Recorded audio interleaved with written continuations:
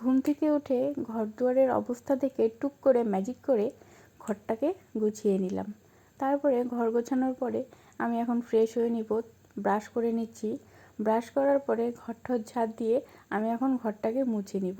একটু ফিনাইল দিয়ে ঘরটাকে মোছার পরে কাল এনেছিলাম কাঁঠালটাকে রান্না করব, তাই এখন কাঁঠালটাকে কেটে নিব। আমার ভিডিও ধরে দেওয়ার মানুষ নেই, তাই নিজে নিজে যতটুকু করতে পারি ততটুকুই। এখন কাঁঠালটা আমি রান্না করে নেব।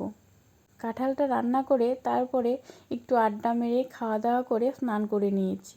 স্নান করার পর আমি এখন ঠাকুরকে ফুল দেব, তাই গাছ থেকে ফুল ছিঁড়ে নিলাম। ফুল ছিঁড়ে এনে ঠাকুরকে পুজো টুজো দিয়ে তারপরে আবার খাওয়া দাওয়া করে আমি পড়াতে যাব। তার আগে একটু রেস্ট নিয়ে নিব। খাওয়া দাওয়ার পরে কিছু টাইম শুয়েছিলাম, শুয়ে থাকার পরে রেডি হয়ে নিলাম।